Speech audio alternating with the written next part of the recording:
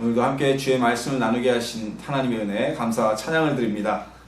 오늘은 시편 5편 1절부터 8절 말씀을 가지고 나의 기도를 들어주소서 라는 제목으로 함께 하나님 말씀에 은혜 나누는 시간 되기를 소망합니다. 우리가 데살로니가 전서 5장에 보면 너무나 유명한 말씀이 있죠. 항상 기뻐하라. 쉬지 말고 기도하라. 범사에 감사하라. 자, 우리는 항상 이 말씀뿐만이 아니라 항상 쉬지 말고 하나님께 기도해야 되고, 또 우리는 항상 하나님께 기도를 하고 있습니다. 우리가 걸을 때에도, 생활할 때에도, 또 우리가 이렇게 교회 나와서 예배 드릴 때에도 하나님께 기도하는 삶을 쉬지 말아야 합니다. 그러나 우리가 더욱더 하나님께 간절해지게 될 때, 우리가 원하는 일이 우리의 뜻대로 되지 않을 때, 우리의 앞길이 막혀지게 되고 나의 힘으로 이길 수 없는 문제가 닥쳐왔을 때, 그때 우리는 더욱더 하나님을 찾게 되죠. 그리고 오로지 우리는 하나님만 바라보는 모습을 갖게 되어집니다. 다윗은요, 오늘 시편 5편을 통해서 하나님께 나의 기도를 들어달라고 간구하고 있습니다. 오늘 본문 1절에 있는 나의 말에 귀를 기울이사 내 심정을 헤아려 주소서라는 것은 시적 은유적 표현이죠. 오늘 우리가 직설적으로 얘기하면 이 시편 5편의 1절의 말씀은 나의 기도를 들어주십시오 라는, 그리고 응답해 주십시오 라는 직설적인 화법의 은유적 표현입니다. 우리도 이 시간에 우리에게 어떤 문제가 있습니까? 고민이 있습니까? 나의 힘으로는 이길 수 없는 어려움이 있습니까? 우리 다윗의 마음처럼 하나님을 간절히 찾아서 하나님을 만나고 응답을 이루는 시간 되기를 예수님의 이름으로 소망합니다. 기도는 하나님과 우리와의 만남의 장소입니다. 우리가 기도를 얘기할 때 대표적으로 우리는 영적 호흡이다 라고 얘기를 하죠. 그렇죠. 기도는 영적 호흡입니다. 우리가 숨을 쉬지 않으면 죽는 것처럼, 그렇기 때문에 우리는 쉬지 말고 기도해야만 합니다. 그렇지만 기도 안에 담겨있는 또 하나의 의미가 있습니다. 무엇입니까? 기도는 하나님과 우리와의 대화라는 또 하나의 의미를 담고 있죠. 우리가 하나님을 무엇으로 만납니까? 하나님을 어떻게 만날 수가 있습니까? 우리가 모세처럼 신의 산에 들어가서 하나님을 만날 수가 있습니까? 아니면 기도할 때마다 환상 속에 하나님이 나타나셔서 우리를 만나실 수가 있습니까? 아니죠. 오늘날 우리는 기도를 통해서 하나님과 대화하며 기도를 통해서 하나님을 만날 수가 있습니다. 지난 주간에는 금강산 관광지역에서 남북 이산가족의 상봉의 현장이 있었습니다. 거의 6.25가 지금 휴전이 된 지가, 우리나라가 휴전이 된 지가 62년이 지났습니다. 이산가족들은 대부분 6.25 이전에 헤어진 가족들이 이산가족 상봉을 갖게 되죠. 정말 60년이 넘는 세월 동안 헤어졌던 가족들이 한 번도 보지 못한 아버지의 얼굴을 환갑이 지나서야 보게 된 가족도 있었고요.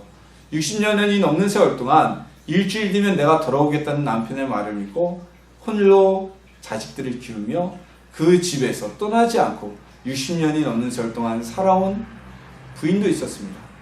그리고 60년이 넘는 세월 동안 정말 영화 태극기 휘날리며와 같은 이야기죠. 남편이 마지막으로 심었던 구두를 집안에 간직해두면서 남편을 만나려면 기다려왔던 부인도 있었습니다. 자, 이산가족 상봉은 어떻게 하게 되나요? 이것은 추첨제입니다.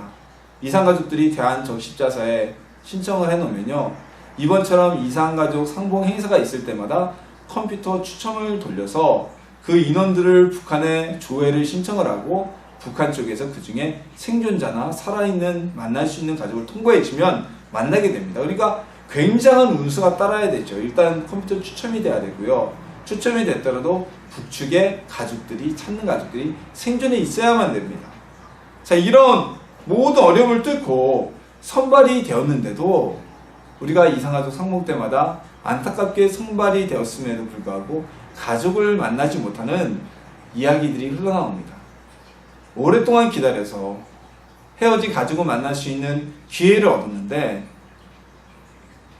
상봉이 이루어지기 전에 세상을 떠나게 되거나, 아니면 병환이 너무 깊어져서 상봉 장소에 도저히 나올 수가 없어서 그 귀한 기회를 놓쳐버리는 일을 우리는 기사로 접할 수가 있습니다. 정말 안타까운 사실이 아닐 수가 없습니다. 아무리 이산가족 상봉 대상이 됐다고 하더라도 그 그 대상자로 선발이 됐다 하더라도 이산가족이 만날 수 있는 그 장소로 나올 수가 없다면 60년이 넘는 세월 동안 기다려왔던 그 모든 노력이 물거품이 되어버리고 가족을 만날 수가 없는 것입니다. 자, 우리도 마찬가지입니다. 우리도 하나님과의 만남을 갖기 위해서는, 하나님께 어떠한 문제에 대한 응답을 받기 위해서는 하나님과의 만남의 장소로 나와야 됩니다. 하나님과의 만남의 장소가 어디입니까? 바로 기도입니다. 이 기도는 하나님과 우리와 대화를 할 수 있는 공식적인 만남의 장소입니다. 우리가 예수님의 이름을 통하여서, 예수님의 보혈의 능력을 통하여서 우리가 하나님께 의롭다 하심을 받고 하나님의 자녀가 되었습니다. 양자된 영으로 하나님의 자녀가 되었습니다. 그럼에도 불구하고 우리가 하나님께 기도하지 않는다면요, 우리는 하나님으로부터 어떠한 기도의 응답도 받을 수가 없습니다. 오늘 시편에서 다윗은요, 하나님께 기도하면서 이렇게 외칩니다. 나의 말에 귀를 기울여 주소서라고 간청하고 있습니다. 우리가 하나님께 문제 해결을 원한다면, 하나님께 기도에 대한 응답을 원한다면 우리는 먼저 하나님께 나아서 기도를 해야 됩니다. 하나님과 만남을 가져야 합니다. 하나님을 만남을 갖고 나의 어려움을, 나의 소원을, 나의 기도 제목을 하나님께 고백해야만 합니다. 하나님과 만남도 갖지 않고 응답을 받으려고 한다면 절대로 그 응답은 이루어질 수가 없습니다. 기도하지 않고 응답을 받고지 않으면 절대로 그 응답은 이루어질 수가 없습니다. 개통되지 않은 휴대폰을 가지고 아무리 전화를 걸어봐도 그 전화는 개통이 되지 않았기 때문에 상대방에게 전달될 수가 없습니다. 우리 성도님들, 하나님께 나와 기도하기를 소망합니다. 우리가 문제를 해결받기를 원한다면 하나님께 나오십시오. 기도의 장소는 어디든지 어느 순간에든지 우리가 가질 수가 있습니다. 그러나 만약에 우리가 하나님께 더욱더 해결받기 원하는 아주 간절한 기도의 문제가 있다면 그 마음을 가지고 교회에 나와서 하나님께 기도하십시오. 솔로몬이 예루살렘 성전을 완공하면서 하나님께 기도하죠. 그러니까 찬송하며 기도할 때 어떠한 문제가 있든 자든지 이전에 나와서 고백하면 하나님께서 들어주시고, 무슨 문제가 있든지 이곳에 나와 엎드리는 자에게 하나님 응답하소서라고 했을 때 여호와께서 나타나셔서 솔로몬의 기도처럼 이 전에 나와 엎드려 기도하는 자는 내가 들어주리라고 말씀하셨습니다.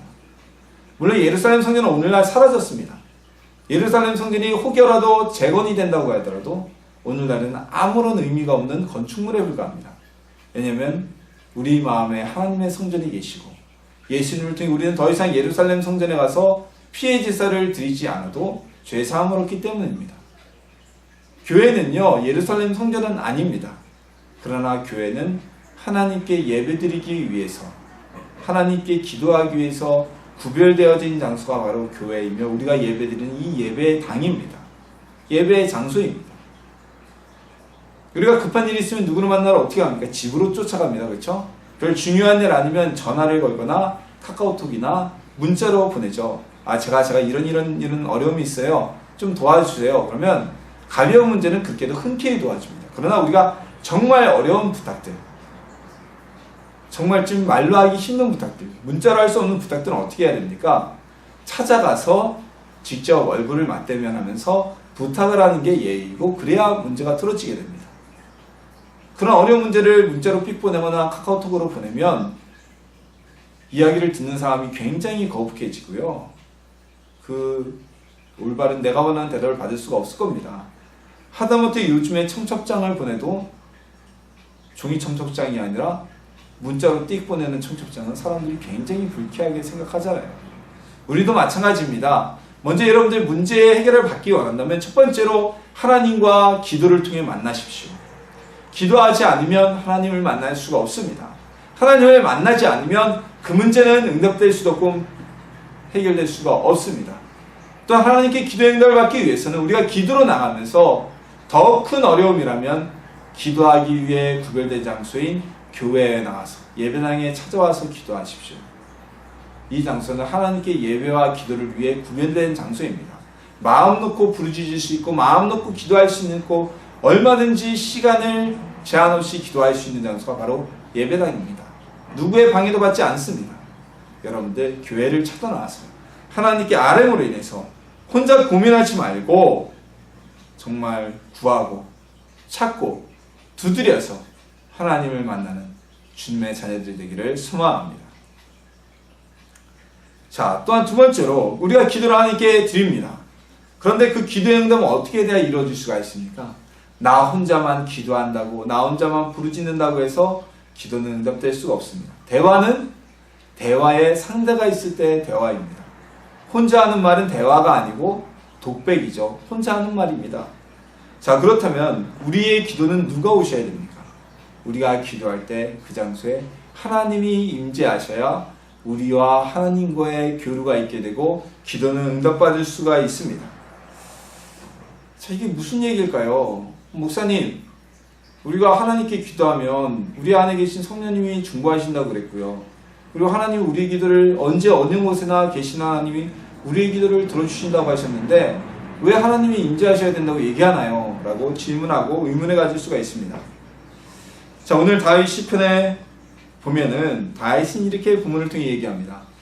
하나님께서는 거짓말하는 자들, 피 흘리기를 즐겨하는 자들을 싫어하신다고 기록되어져 있습니다. 자, 이 말은 무슨 말입니까? 하나님께서는 죄인들의 기도에 응답하지 않으신다는 말씀입니다. 죄인들과 함께하지 않는다는 말씀입니다. 이 본문을 통해서 다윗은 나는 저 죄인들과 다릅니다 라고 하나님께 자신을 어필하는 내용이기도 하지만 우리에게 주는 말씀은 우리 마음속에 해결되지 않은 죄악이 있다면, 우리가 하나님 앞에 범죄하는 것이 있다면 아무리 기도한다고 해도 하나님이 우리의 기도에 함께하지 않으신다는 의미를 전달해주고 있습니다. 열왕기와 역대기를 보면요, 이스라엘 백성이 어떻게 망해갔는지를 오늘날 우리에게 보여주고 있습니다. 여러분, 열왕기와 역대기는요 조금 쓰여진 관점이 틀린데, 그래도 그 두 열왕기와 역대기라는 성경을 통해서 우리가 알 수 있는 것은 결국 이스라엘 역사잖아요. 이스라엘 왕조의 역사, 유대 왕조의 역사인데 담겨져 있는 메시지는 하나입니다. 그들이 어떻게 하나님께 범죄하였고 하나님이 그들을 되돌리시기 위해서 어떻게 역사를 하셨고, 그리고 결국은 이스라엘 민족이 어떻게 끝까지 하나님의 말씀을 듣지 않고 범죄해서 멸망하였는지를 오늘날 우리에게 보여주고 있습니다. 아까 예전에 제가 말씀드렸죠. 솔로몬이 예루살렘의 성전을 완공하고 하나님께 그 완공 감사 예배에서 제단을 드리며 기도를 드렸을 때 누구든지 이곳에 와서 어려움 있는 자가 기도하거나 이 나라가 적군의 침입을 받았거나 하나님께 나와 이전에 엎드려 기도하는 자에게는 하나님 응답하소서라고 기도하였고, 하나님께서는 약속하시기를 내가 너의 말처럼 어려움이 있거나 문제가 있거나 적군에게 이 나라가 침공되었을 때 이곳에 와서 엎드리는 자의 기도는 내가 들어줄 것이다 라고 응답하셨다는 말씀을 나눴잖아요. 근데 예루살렘 성전이 있었는데 이스라엘이 멸망하였습니다. 유다가 멸망하였습니다. 왜 그랬을까요?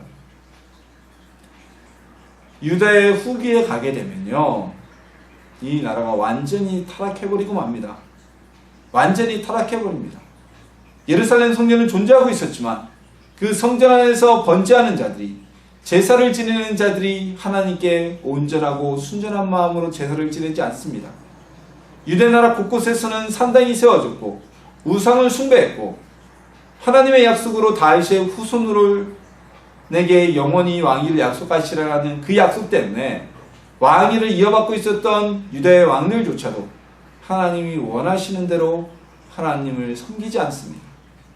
그 죄인들이 하나님께 나와 기도해 가야 하나님께서 그들의 기도를 들으시지 않으십니다. 이사야서에선가요? 그렇게 기록되어 있죠?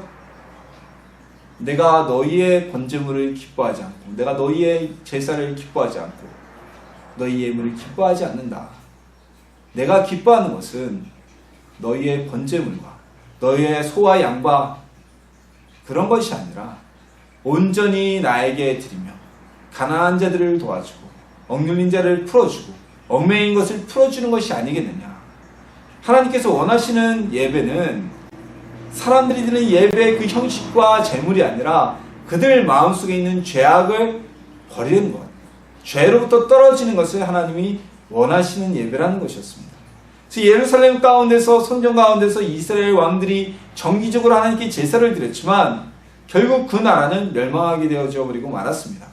아무리 유대 왕들이 제사를 지내고 예배를 드렸지만 그들은 죄 가운데서 떠나지 않았기 때문입니다. 오늘날도 우리가 마찬가지입니다. 우리는 예수 그리스도의 피의 능력으로 예수님의 십자가 은혜의 역사로 우리의 죄가 사함을 받았습니다. 우리는 죄인입니다. 모든 사람이 죄인입니다.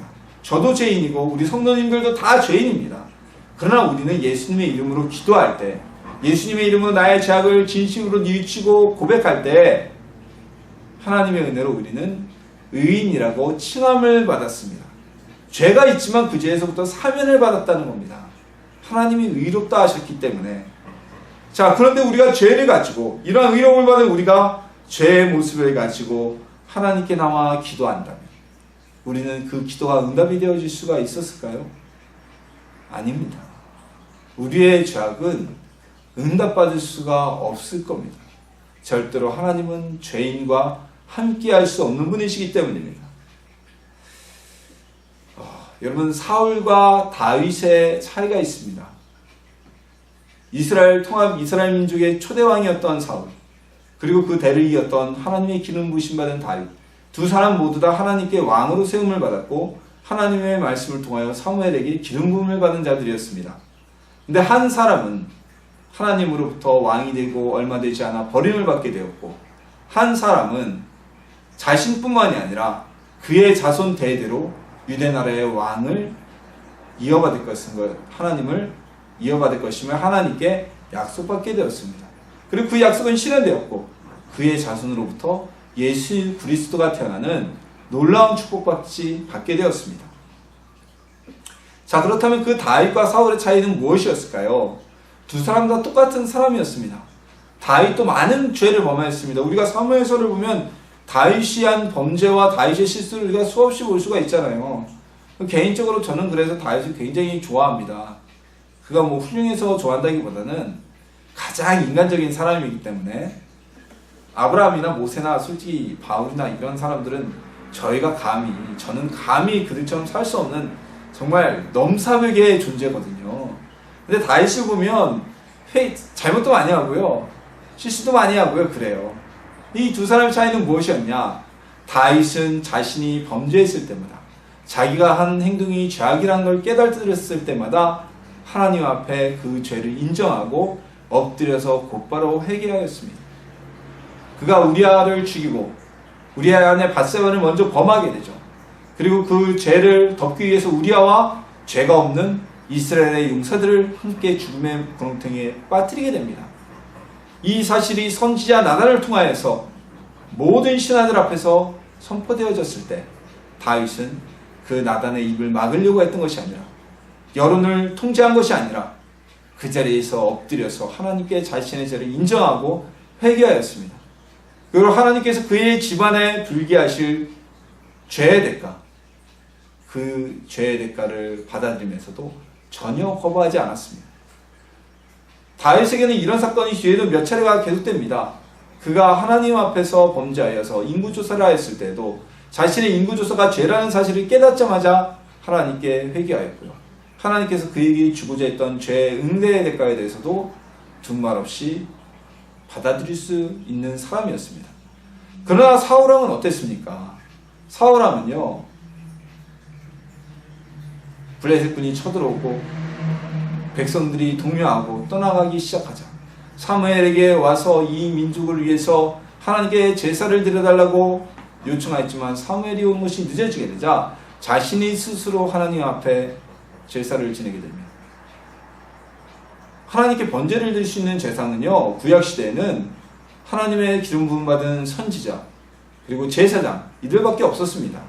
신약시대는 우리가 모든 사람이 예수 그리스도의 은혜로 제사장이 되어서, 대제사장이 되어서 마음껏 기도하고 마음껏 스스로 회개할 수 있게 되었지만 구약에는 철저한 신분의 통제가 있었어요. 하나님의 기름 부으심 받은 자 외에는 누구도 번제와 제사를 집례할 수 없었습니다. 그런데 이 사울왕은 자신의 생각으로 하나님께 번제를 드립니다. 그리고 사무엘이 와서 꾸짖었을 때, 어찌하여 왕이 할 수 없는 일을 감히 하여 하나님께 범죄하였나이까 꾸짖었을 때 자리에 엎드려서 회개하지 않습니다. 어떻게 합니까? 사무엘 선지자께서 늦게 와서 백성들이 도망가므로 사울은 자신의 죄를 합리화합니다. 전혀 용서를 구할 생각을 하지 않습니다. 또 한 번의 사건이 벌어지게 됩니다. 하나님께서 아말렉 족속을 쳐들어와서 그들의 모든 남녀노소와 짐승들까지 쳐 죽이라고 명하셨을 때 사무엘은 그렇지 않았습니다. 약한 짐승은 죽이고 튼튼한 짐승은 따로 숨겨버렸습니다. 그리고 아말렉의 왕 아갑을 사로잡아서 살려두었습니다. 사무엘이 이 소식을 듣고 이 사실을 알게 되어서 하나님의 은혜로 알게 되어서 사울을 꾸짖었을 때에도 사울은 회개하지 않습니다. 온갖 핑계를 대면서 자신의 죄악을 합리화하려고 합니다. 그 순간 하나님께서는 사울로부터 나라를 빼앗아 버립니다. 사울을 왕으로 세웠음을 후회하십니다. 우리가 하나님 앞에 죄의 문제를 해결하지 않고서는 아무리 기도한다고 해도 하나님이 우리 가운데 임재하지 않으시고 우리와 함께 대화하지 않으십니다.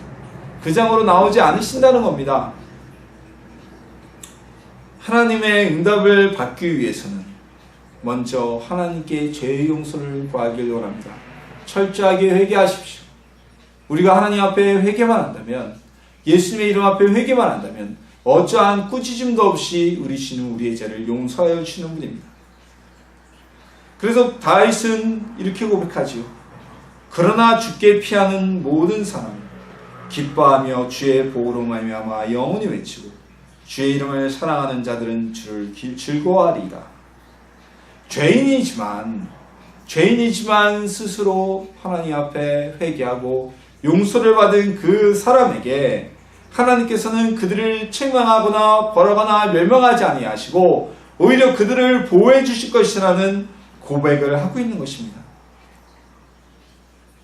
구약의 다윗도 이렇게 하나님께 기도하여서 죄 용서의 은혜를 찬양하고 있는데, 예수님을 믿고 의롭다 칭함을 받고 얼마든지 하나님께 스스로 죄 용서를 구할 수 있는 우리는 어떠해야겠습니까?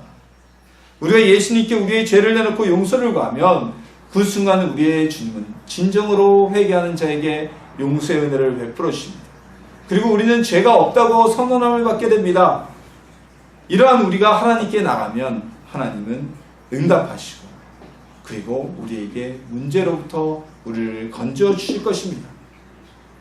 기도의 응답은 하나님의 임재가 있어야만 합니다. 하나님께서 우리의 기도의 자리에 함께 나오시기 위해서는 우리가 먼저 철저하게 하나님 앞에 우리의 죄를 용서를 구하고 우리 심령을 깨끗하게 해야만 합니다. 하나님께서 임재하시면 어떠한 일이 벌어집니까? 하나님이 임하시자 말씀하시자 홍해가 갈라졌습니다. 앞에는 바다, 뒤에는 애국 군대의 협공으로 죽을 수밖에 없었던 이스라엘 가운데 탈출구가 열리게 되었습니다. 하나님께서 여호수아에게 말씀하시자 아이성 패배로 사기가 땅에 떨어지고 슬픔 가운데 있던 이스라엘이 일어나 아이성 전투에서 완전한 승리를 거두고 그 이후에 있는 모든 전투에서 연전연승을 거두게 되었습니다. 파도와 폭풍이 일어 갈릴리 바다 한가운데서 밤새도록 고생하고 이제는 스스로 벗어날 수 없어서 죽을 수밖에 없었던 제자들 가운데 예수님이 일어나셔서 바다와 파도를 향하여 꾸짖으시자 그 풍랑과 파도가 잔잔해져 그들의 목숨이 건져짐을 받는 은혜를 입게 되었습니다. 빌립보 감옥 지하에 갇혀서 선교 여행이 더 이상 진행될 수 없는 큰 위기에 빠졌을 때 바울과 실라가 찬양과 기도를 하나님께 드리자 주의 영이 그곳에 임하여서 옥토가 흔들리고 그들의 수갑이 풀어졌을 뿐만이 아니라 간수장을 통하여서 빌립보에 교회가 세워지는 오히려 전화위복의 역사가 나타나게 되었습니다. 하나님은 죄 가운데 임재하지 않으십니다. 죄인의 기도는 듣지 않으십니다. 우리가 먼저 예수님의 이름 앞에 철저한 회개와 철저한 죄의 용서를 구하십시오. 그러면 죄의 용서함을 받은 그들 가운데 하나님께서 임재하셔서 우리에게 놀라운 은혜와 기적의 역사를 일으켜 주시게 되어질 것입니다.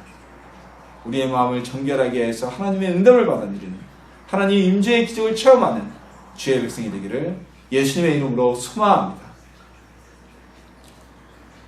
우리는 지금 당장 우리 앞에 서 있는 보통 하나의 문제만을 놓고 하나님께 기도합니다. 하나님, 이 문제 해결해 주시면 됩니다. 이 문제가 해결되지 않으면 우리는 죽을 수밖에 없습니다. 망할 수밖에 없습니다 라고 기도를 합니다. 그리고 그 문제만이 해결받으면 이제 기쁘다, 이제 숨통이 트였다 하고 그것만으로 기뻐하기 쉽습니다. 만족하기 쉽습니다. 하지만 오늘 본문에 나타난 우리의 하나님은, 다윗이 찬양한 하나님은 한 가지 문제를 해결하는 것에서 멈추어지는 분이 아니십니다. 하나님의 역사는 응답 이후에도 계속되어지는 역사입니다. 하나님의 응답은 단회적인 응답이 아니라 영원히 우리와 함께하는 응답이 되어진다는 것입니다. 하나님께서는 우리의 기도 응답 이후에 우리의 보호자가 되셔서, 우리의 호의자가 되셔서 우리를 도우신다고 오늘 본문 16절에 말씀하고 있습니다. 제가 16절 말씀을 한번 봉독하겠습니다. 12절 말씀을 봉독하겠습니다. 여호와여, 주는 의인에게 복을 주시고 방패로 함같이 그 은혜로 그를 호위하리이다. 자, 방패가 무엇입니까? 방패는요, 어떠한 무기에도, 어떠한 칼과 창과 활의 공격에도 방패든 밑에 있는 사람을 보호하는 것이 바로 방패의 역할이고 임무입니다. 하나님께서는 우리의 방패가 되어주신다는 겁니다. 우리의 보호자, 우리의 경호자가 되어주신다는 겁니다. 우리의 쉴드가 되셔서 우리를 호위하신다고 말씀하고 있는 것입니다. 이것은 다시는 문제가 재발하여서 우리의 삶을 괴로움을 갖지 않도록 우리를 지켜주신다는 겁니다. 자, 홍역이나 수도와 같이 한번 병치레를 하면 재발하지 않는 질병들이 있습니다. 물론 그 대상포진이 수두균이 다시 발병하는 것이거든요. 몸이 매우 약해졌을 때 발병하는 케이스는 있어도 이게 보편적인 케이스는 아니죠. 왜 그럼 홍역이나 수두 같은 질병은 한번 치우고 나면 다시는 재발하지 않는 것일까요? 그 질병을 앓을 때 우리 몸의 면역체계에서는 홍역이나 수두라는 그 가져온 바이러스에 대한 항체가 생성이 됩니다. 항체라는 것은 그 병을 이길 수 있는 면역 시스템이 갖춰졌다는 겁니다. 그래서 한번 그 병을 앓고 나면 또 다른 똑같은 바이러스가 침투했을 때 바로 우리 몸이 가진 면역체계에서 항체를 통해서 그 바이러스를 격퇴하기 때문에 우리가 한번 앓은 병을, 홍역 같은 수두 같은 병은 다시 앓지 않게 되는 것입니다. 우리가 예방접종을 하는 이유도 같습니다. 왜 독감 예방접종, 간염 예방접종, BGC 이런 여러가지 예방접종을 하잖아요. 그게 무엇입니까? 예방접종을 통해서 우리가 백신을 주사로 투여받게 되면 우리 몸에서는 약한 그 질병을 앓게 되는 거예요. 그러다면 그 약한 질병이지만 그 균과 싸우면서, 바이러스와 싸우면서 우리 몸이 스스로 항체를 만들어내게 됩니다. 이 바이러스와 싸우면 이렇게 하면 이길 수 있구나. 그 면역을, 항체를 기억을 하고 있다는 거예요. 그래서 다시 그 질병이, 바이러스가 침투해도 또는 인플루엔자가 침투해도 바로 몸이 가서 이기는 방법을 알기 때문에 병이 발병하기 직전에 격퇴해버려서 우리가 질병을 겪지 않게 되는 겁니다. 이와 같이 우리 하나님께서는 하나님을 찾아 만나길 원하는 사람들에게 응답하여 주실 뿐만이 아니라 또 다른 문제가 똑같은 문제가 재발해서 그들을 괴롭히지 않도록 우리의 도움이 되신다는 것입니다. 우리의 호의자, 우리의 경호요원이 되신다는 것입니다. 그래서 우리는 주의 보호를 받는 이는 영원히 기뻐하고 즐거워해야 합니다. 이 역할을 지금 누가 수행하고 계십니까? 바로 우리의 보호자가 되시는 보혜사 성령님께서 우리 가운데서 역사하고 계십니다. 우리 하나님은 단회적 응답만을 주시는 분이 아닙니다. 한 번의 응답만을 받는데 우리가 계속 문제가 생길 때마다 똑같은 문제 때문에 계속 기도해야겠죠. 그거는 사단들이 그런 방법을 많이 쓰죠. 사단들. 무당들이 왜 점쟁이들이 어떻게 먹고 삽니까? 점쟁이들이 딱 점을 보면서 그런 얘기를 하잖아요. 올해 삼재가 있어. 삼재가 있는데 부적을 해가야 돼. 굿을 받아야 돼. 이렇게 얘기를 하죠. 근데 그 부적이나 굿이 유효기간이 얼마예요? 1년이에요. 1년이에요. 1년 지나면 또 가서 또 뭐가 있다고 그러고 또 그렇게 팔아먹고 돈을 받아. 우리 하나님은 그런 분이 아니시라는 거죠. 우리 하나님은 우리가 한 번 기도하면 응답하시고 또한 그 문제가 또다시 우리의 삶이 재발하지 않도록 우리를 도우시고 지켜보아하시는 분이라는 겁니다. 문제가 왜 또 우리에게 그럼 재발을 할까요?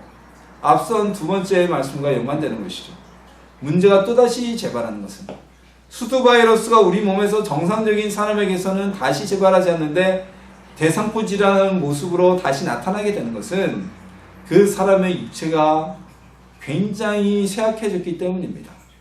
우리가 하나님께 대한 믿음이 쇠약해졌거나 우리가 죄 가운데 다시 들어갔기 때문에 똑같은 문제가 재발되어지는 것이지, 우리가 하나님의 믿음 안에 있으면 한 번 치른 기도의 응답은, 한 번 받은 기도의 응답은 다시 재발하지 않게 될 것입니다. 우리의 응답만이 아니라 사후 서비스까지 우리에게 보호자가 되셔서 사후 서비스까지 제공하신 우리 하나님의 은혜, 그 은혜로서 응답받는 주의 백성이 되기를 예수님의 이름으로 소망합니다. 우리가 문제가 있을 때 가장 먼저 쳐다보는 것이 어디입니까? 바로 사람입니다. 내 주변의 사람들, 나를 도와줄 사람이 없나? 사람을 둘러보게 됩니다. 그러나 우리가 사람을 의지하는 방법은 꼬인 실타래를 푸는 것이 아니라 더 꼬이게 만들어버리기 쉽습니다. 뭐 간단하게 말 한마디를 통해서 우리가 받을 수 있는 문제라면 그건 뭐 하나님께 가지고 나오실 그런 문제는 아니겠죠. 예를 들어서 뭐 내가 종이 뭐 텍스트가 필요해요. 누구한테 전화해서 나 이거 그 자료 좀 넘겨줘. 그때 뭐 그렇게 간단히 받을 수가 있는 거라면 우리가 하나님께까지 기도하면서 매달리지 않겠죠. 오늘 다윗처럼. 근데 이 정도 문제라면, 우리가 하나님께 간절히 구해야 되는 문제라면 사람을 통해서는 우리가 해결받을 수 없는 문제라는 것이죠. 혹여 우리가 사람에게 부탁을 합니다. 그럼 그 부탁한 사람이 안 들어준다면 우리는 그 사람에게 상처를 받게 되죠.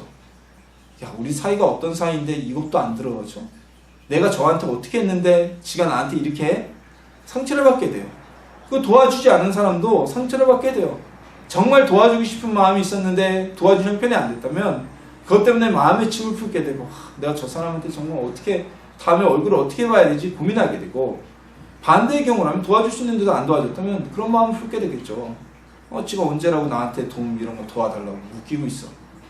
결국 사람에게 도움을 요청하는 것은 서로에게 상처만 되어질 뿐입니다.